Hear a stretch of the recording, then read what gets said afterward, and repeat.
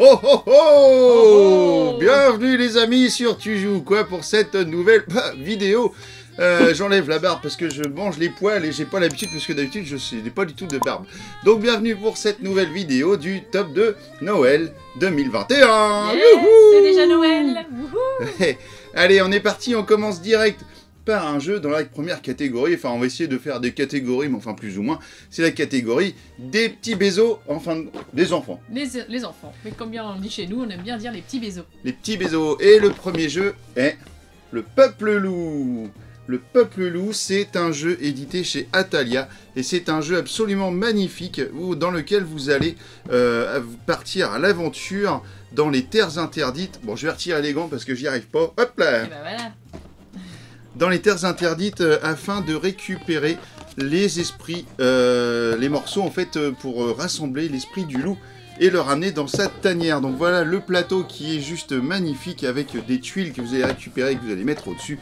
Bonjour Père Noël avec des différentes parties, donc que ce soit la forêt, les plaines et la ville. Et vous allez faire comme ceci des paquets de tuiles et puis vous allez les découvrir au fur et à mesure et pour pouvoir faire avancer vos personnages, récupérer des ingrédients on va dire. Et puis attention aux soldats que vous allez déplacer à travers la ville. Et ceci pour ne pas vous faire attraper. Et il va falloir récupérer comme ceci les couleurs des loups. Et puis vous allez les ramener dans votre tanière et vous aurez gagné lorsque vous aurez ramené votre matériel de loup. Voilà, Ouais. Le Peuple Loup, c'est un jeu très sympa. J'y ai joué plusieurs parties avec des enfants, ils ont tous adoré. C'est de 6 à 99 ans. Donc pour dire que c'est même pour les grands enfants. C'est pour 2 à 4 joueurs d'une durée d'environ 10 à 30 minutes. Et c'est chez Atalia. Voilà, c'est un jeu qui est vraiment dans un univers de contes des petits contes qu'on peut raconter des histoires à nos enfants. Donc, C'est issu du film, hein, d'ailleurs, du film d'animation, et pour une fois, enfin je dis pour une fois, non, c'est vrai qu'il y a pas mal d'adaptations de cinéma faites en jeu qui sont vraiment cool, et bah celle-ci en fait partie. Le Peuple Loup, pardon, je n'ai pas récupéré ma voix du festival. Voilà, à mettre au pied du sapin pour faire une surprise à nos petits chéris. Voilà. Allez, avant un jingle, parce que je sais que vous allez adorer les jingles encore cette année, avant un jingle, on vous fait un deuxième jeu, ce coup-ci c'est Macatwoman qui vous propose son jeu de, on va dire, enfant plus, allez, hop, Voilà, enfant c'est plus. ça, familial. Alors, moi je vous parle de Dive qui nous emmène dans les profondeurs des océans. Un jeu à partir de 8 ans, même un petit peu moins je dirais, puisque nous on a joué avec notre fille qui a 7 ans et qui a très vite compris les règles et qui a bien cerné l'intérêt du jeu. Donc ça c'est un coup de cœur ce jeu là parce que déjà il est super beau et il a donc plusieurs plateaux et ce qui est vraiment ingénieux, c'est ce système de filtre pour descendre dans les profondeurs. Donc voilà, ce sont des calques en fait.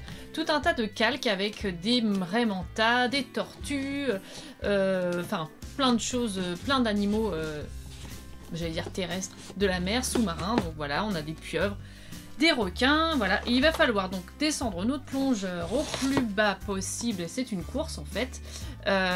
Donc le premier qui arrive en bas a gagné pour atteindre donc les profondeurs et il va falloir faire des paris en fait pour C'est un jeu de programmation. Voilà, on va essayer de deviner ce que l'on trouve. Si on a des raies, ça nous avantage et éviter les requins, bien entendu.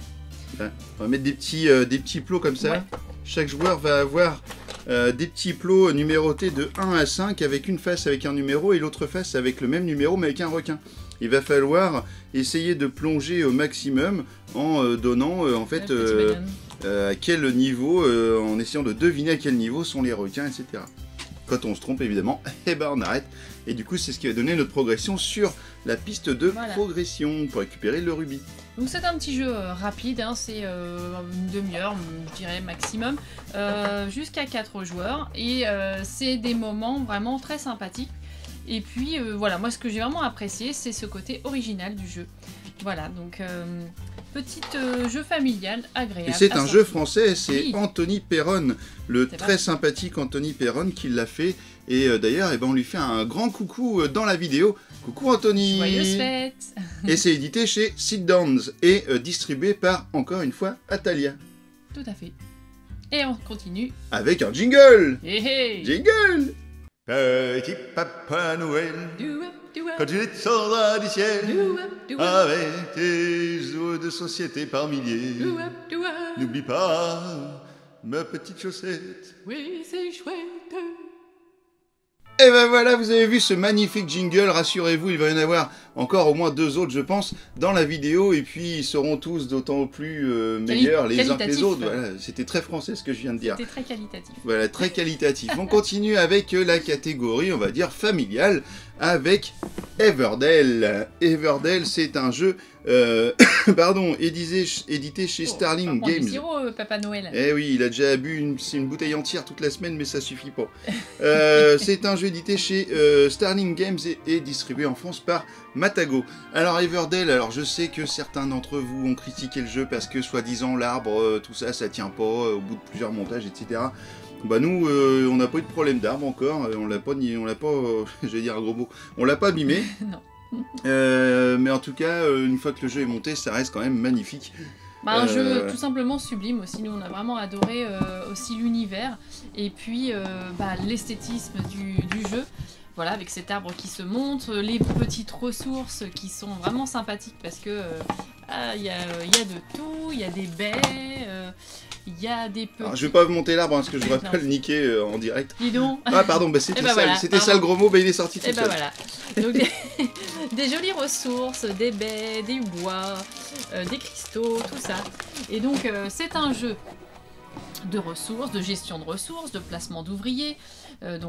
Voilà, ce sont des valeurs sûres, de deck building également, puisqu'en fait, au fur et à mesure, on va récupérer des cartes qui vont nous faire agrandir notre village. Et puis, combiner des cartes aussi. Combiner aussi des cartes. Et moi, ce que j'ai vraiment aimé dans ce jeu, c'est qu'à chaque fois, c'était des parties très serrées, c'est très tactique. Et puis, il faut bien lire toutes les possibilités des combinaisons de cartes. Ce sont des petits meeples, les hérissons, les taupes, les écureuils. C'est trop mignon les petits meeples.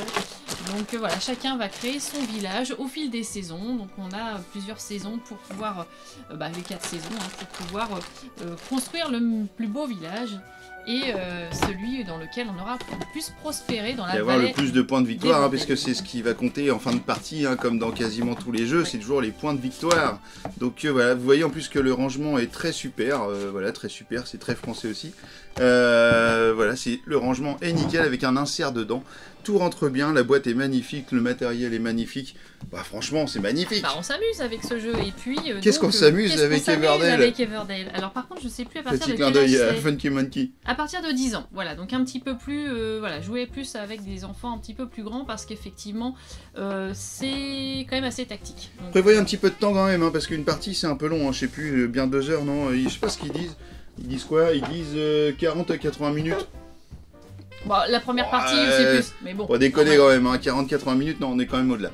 Donc voilà, Everdell, c'est super. Et on passe tout de suite au familial plus, non, à l'expert. L'expert, oui. Non, avant l'expert, on va passer à une catégorie enquête et énigme. Escape. Tout de suite. Et l'escape, c'est... Legacy, Quest for a Family Treasure. Et voilà, si pour Noël vous avez envie de vous casser la tête, si vous avez envie d'avoir des maux de tête et de prendre du paracétamol au bout de 2 heures... C'est pas vrai. Ah, c'est pas vrai. Non. Donc c'est un jeu de Argix Games. C'est un jeu que j'avais acheté en Kickstarter, qui aujourd'hui est disponible en boutique. Ça a été une belle surprise, franchement. Il y a 2 histoires. Il y a 2 histoires dans ce jeu. Ça va nous faire voyager dans le temps et dans l'espace, puisqu'on va aller visiter l'exposition universelle et la tour Eiffel en 1889, et ensuite on ira sur une île grecque à Elias. Voilà, c'est un petit peu comme dans chaque début de partie dans ce genre de boîte. C'est un héritage, c'est une histoire familiale. Il va falloir aller sur les traces d'un trésor de famille. Voilà. On ne montre pas ce qu'il y a dedans, on spoil rien. On spoil pas, mais là-dedans il y a du matos. Voilà, il y a plein de petites choses, plein d'outils, plein de petites manipulations à faire, des choses à observer, des enveloppes, voilà, secrètes et tout. Mais nous, ça a vraiment été une belle surprise parce que Père Noël tombe. On a été surprise par certaines mécaniques. C'est innovant, il y a plein de trucs cool, c'est chouette. Donc vraiment un moment de plaisir et ça passe assez vite et c'est casse-tête mais pas trop non plus parce que voilà, il y a parfois des jeux où finalement au bout d'un moment on prend plus de plaisir parce qu'on trouve rien. Si c'est trop galère, ouais. Voilà, mais là non, c'est quand même relativement faisable. Faut quand même être bien accompagné, mais ça fonctionne bien. Voilà, Legacy c'est pour moi un des bons jeux de cette année dans les jeux d'enquête. Eh bien, comme dirait Maryse, eh bien un petit jingle et on se retrouve juste après pour la catégorie expert et le coup de cœur. Tout à fait, Léon. Jingle. Mon beau sapin, roi des forêts, que j'aime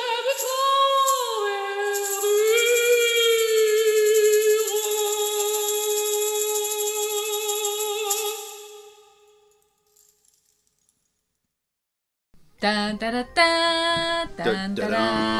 Ouais. Et voilà.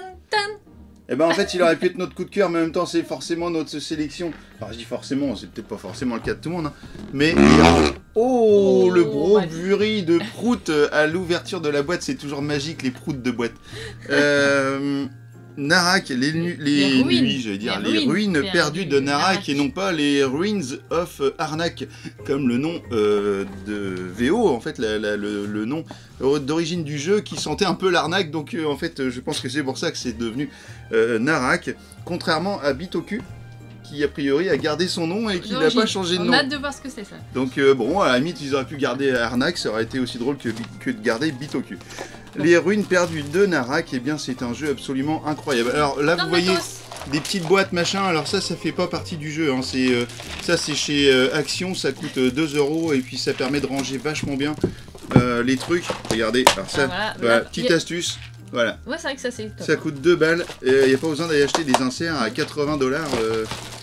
Partout. Alors là, il y a du matos, hein, je vous le cache pas, il y a un petit peu de temps de mise en place. Ça va vite. Ça va vite, il y a un grand plateau, de toute façon, on vous verra. J'ai fait une vidéo dessus, je vous mets le lien voilà, avec les ruines perdues de Narak, comme ça vous allez voir toute la mise en place du jeu. Le matos c'est juste incroyable, il y en a partout et tout est hyper qualitatif, encore une fois. Voilà, des gros meeples d'aventuriers d'Indiana Jones, là, hop. Alors, de quoi c'est à cause ? Donc les ruines de Narak, vous allez visiter des endroits sur une grande map et à chaque fois vous allez être plus vous allez monter vers le haut de la carte, plus ça va être difficile d'accès. Mais plus les bonus seront évidemment agréables et appréciables. Et en fait vous allez faire des rencontres de monstres que vous allez devoir combattre ou pas, mais si vous les combattez pas, et bien cela vous donnera des pénalités. Et puis voilà, enfin il y a une grande piste sur le côté qu'il faut pas négliger, qui est une piste d'évolution un petit peu de recherche de trésors, on va dire, hein, un petit peu sur le côté. En fait, ce jeu est assez, il est expert parce que il y a tout un tas de façons d'obtenir des points en fait de victoire. Donc on peut adopter tout un tas de stratégies différentes. Et donc il y en a un qui peut partir sur une piste, l'autre sur l'autre piste, et puis on sait pas trop vers où on va et on sait pas trop qui va finir par être le meilleur.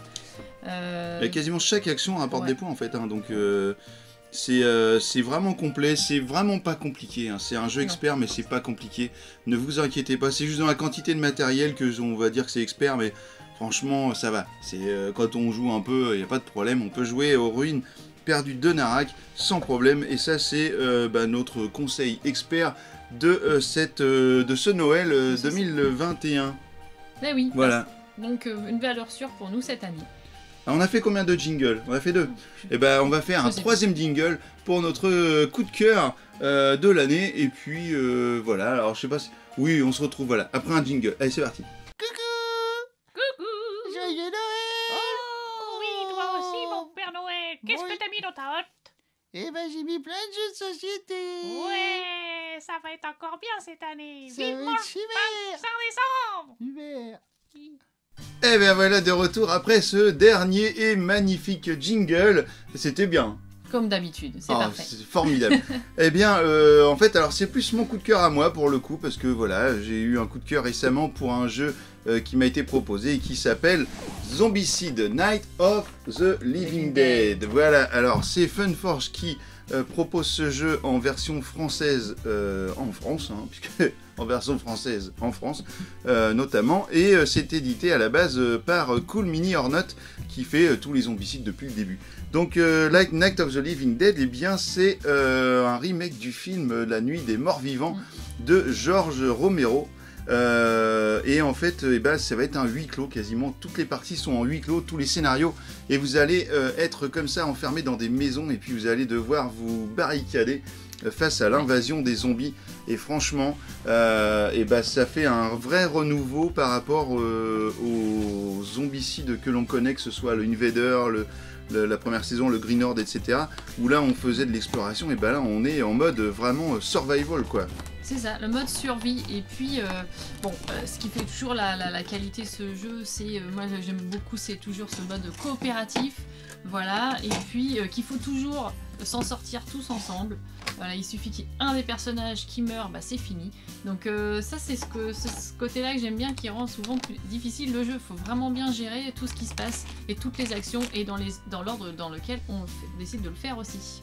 C'est ça, et en fait, plusieurs personnes sur internet disent que c'est peut-être leur meilleur zombicide, et je suis pas loin de penser ça, parce que quand même, c'est vraiment angoissant en fait, le côté invasion, surtout que après zombicide, c'est comme je vous disais dans la vidéo avec le petit lien là.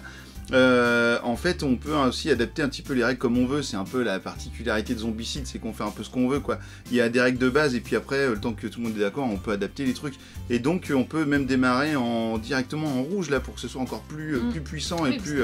Plus on augmente les jauges et donc les pouvoirs des personnages, plus on augmente les jauges, mais plus on a d'invasion également. Mais plus c'est rigolo. Plus c'est galère. Donc voilà, ça c'est mon petit coup de cœur de fin d'année, puisqu'en fait je l'ai eu il y a pas longtemps, celui-là, Zombicide Night of the Living Dead, et c'est vraiment cool. Donc voilà, petit coup de cœur de fin d'année. Et tous ces scénarios qui s'enchaînent aussi. Ah ouais, c'est une vraie campagne avec le début, le premier scénario où les personnages se rencontrent, se retrouvent dans une maison, et puis il va falloir qu'ils se barricadent, et puis ensuite il va falloir qu'ils aillent chercher une voiture, faire le plein d'essence, enfin et on explore la maison au fur et à mesure des scénarios. Donc voilà, le coup de cœur de ce Noël, c'est Zombicide. On est plus dans l'esprit Halloween. Alors, on n'est pas vraiment dans l'esprit, c'est ça, on n'est pas vraiment dans l'esprit Noël, mais bon, c'est pas grave, Noël, on peut tuer du zombie aussi à Noël, c'est pas interdit. C'est ça. Et écoutez, j'espère que cette vidéo vous aura plu, vous aura donné des idées pour faire plaisir à ceux que vous aimez, voilà, et d'avoir des belles surprises au pied du sapin. Et en attendant, on vous dit, Joyeux Noël. Ah bah oui, mais alors, surtout, tu joues quoi? Happy Noël! Happy New Year aussi! Happy Noël! Oh oh oh! Now bring